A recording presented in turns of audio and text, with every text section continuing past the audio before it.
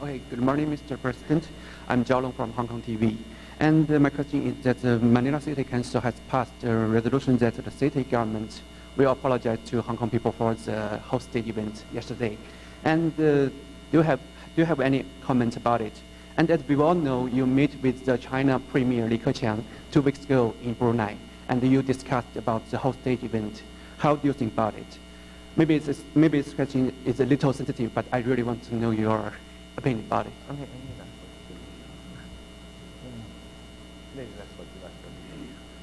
Okay. Can you repeat the last portion of the question? I'm sorry. Slowly. Just the last part. Okay. My question is that the Manila City Council has passed a resolution that I got that part. Just the last part. Yeah. The last part of the question. Is that, as we all know, that you meet with China Premier Li Keqiang 2 weeks ago in Brunei, and you discussed about the hostage event. Think about it. We talked in passing as opposed to a formal bilateral meeting with the Premier. Yeah. I remember most of the discussion had to deal with the disputes in the sea. Yeah. I do believe, now I'm clear, I remember. I didn't talk to him about the Hong Kong issue. I talked to the chief executive of the SAR, Hong Kong SAR, I'm sorry, and I apologize, the name escapes me at this point in time, wherein he explained their perspectives and I explained our perspectives. Yeah. For instance, he acknowledged that in our culture, when we apologize, it is for a fault. It is for an offense given by one person. Yeah. He explained that in their culture, for instance, there was this ferry tragedy recently, if I remember correctly, wherein the head of the regulatory agency apologized to the entire community. Our position is the act of one individual who's probably mentally unstable at that point in time should not be construed as the act of the entire country. And therefore, we have, again, we reiterated our utmost regret as to what has happened. We offered again our condolences to all who have suffered and died. But there are limitations, both even a legalistic point of view as to how far we can go. I think I can't say that we had the meeting of the minds, but I think both of us understood each other's positions better after the discussion. Okay, thank you. Okay, thank you. Yeah, go ahead, Raisa. Good morning, Mr. President. These are questions that the editors of South China Morning Post wanted me to ask you specifically. I remember your questions from before, that's why I'm smiling. Nothing about the videos. Is the fear of a possible legal backlash behind your insistence not to offer any apology? Would you have a rethink on offering an apology after Beijing's call on the Philippines to handle the matter seriously? Well, I take exception to us not having handled the matter seriously. There are cases that are in our courts with regards to everybody that we could file cases too. One of the matters I think has actually reached the Supreme Court with regards to disciplining the Deputy Ombudsman who was directly responsible for not addressing the complaint of Captain Mendoza. A lot of careers were ruined when they were dismissed from the service. I understand that concurrent would be forfeiture of all pay and benefits, things that were built up over a lifelong career by several senior officials. Now, legal backlash, yes, that has to be a consideration. If we accept that it was, in effect, an act of the state, then the idea also of compensation comes in, or reparations, perhaps is the better legal term, comes into the picture.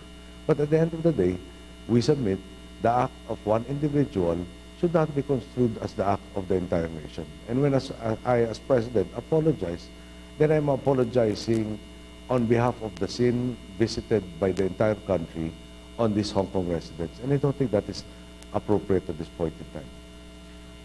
Will you release to South China Morning Post the untransmitted letter that Vice President Binay was supposed to give to the Chinese government but was never able to? I don't remember that untransmitted letter. I'll have to check before I can respond appropriately. Will the Philippine government offer compensation to the hostage crisis victims and toughen punishment for the officials who were given a light penalty, including former Manila Mayor Alfredo Lim and Vice Mayor Francisco Domagoso? Again, the card charges were borne out by the evidence presented and the direct participation situation.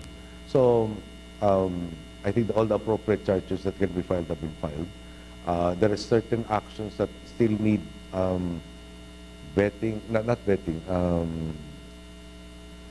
NAPOLCOM, for instance, has to, it's either the DILG or NAPOLCOM that has to finish a certain portion of their administrative, of the administrative issues, wherein I think the current trend is to, or the current thinking is to increase the penalties for several policemen involved.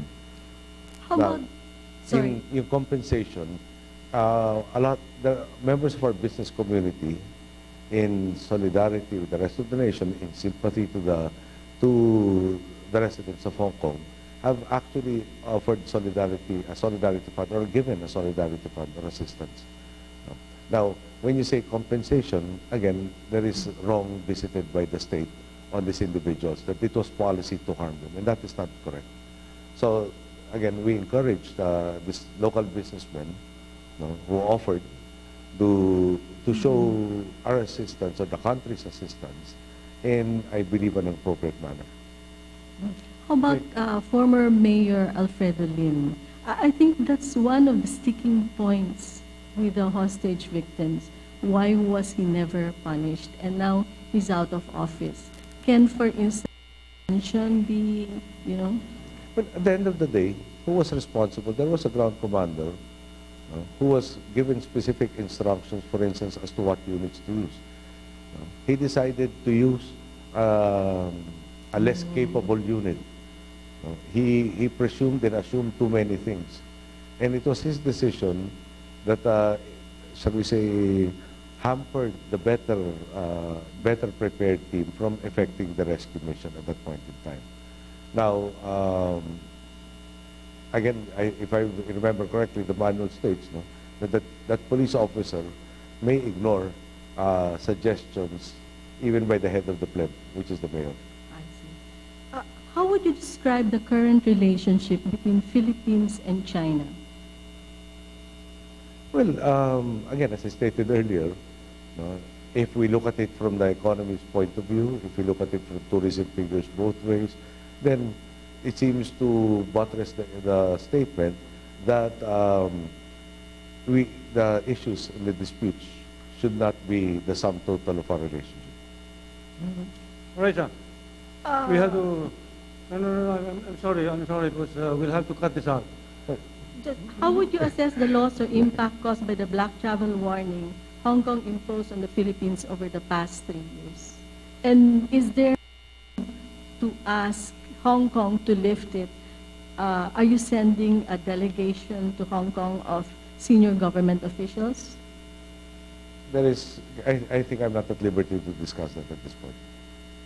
Thank you, Mr. President. Okay, thank Go you. ahead. Good morning, Mr. President. This will be the last question, huh? I'm sorry. Simone Orendine. I'm here for Voice of America and other news outlets. Actually, Reza asked the question that I wanted to ask you, which is how you would characterize the relationship between the Philippines and China, but related to what you had said here at our forum last year, you had mentioned that there was some thawing in the relationship. Would you still use that word this year? All I can say is that when I met the Premier on the sidelines, we were actually in a holding room prior to the next activity during the AES forum. I greeted him, first time I met him. I just was playing the proper courtesies, and he took it upon himself, in fairness to him, to initiate a bit of a dialogue. And we'd like to acknowledge that that was a very, very nice move on his part. We started talking, but at the end of the day, we still maintained both our positions. But at least we're talking. And what about with the president, with President Xi? We had no... So there was that sort of It was in point of separate, tension? separate meetings. No? I was with President Xi first in the APEC meeting and the Premier in the AES Summit. Okay. My other question is about the peace negotiations with the MILF. It's more than a year now since the framework agreement was signed, and you're about 10 months behind on what was supposed to have been completed last year. Are you concerned at all that the plans that you have, which was to create this Bangsamoro political entity by 2016, are somewhat delayed? You're at least 10 months back in your plans. I think both.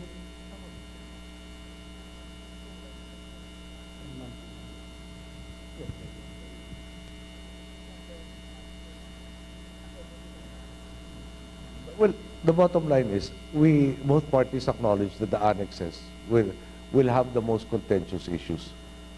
And we are progressing. There were 4. Yeah.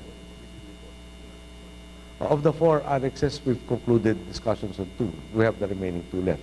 That doesn't stop us from having the Sajahatra program. I hope you're familiar with that. And actually acting on it and showing them the benefits of peace. So, are we delayed? The correct agreement that is livable and doable by all will necessarily take time, and we are cognizant of that fact. And better to have the good deal rather than to have any deal that is not livable by all parties. So are you confident that you will have this done and completed by the end of your term? Yes. Thank you. Thank you, Mr. President. Thank you, Mr. President, for being with us.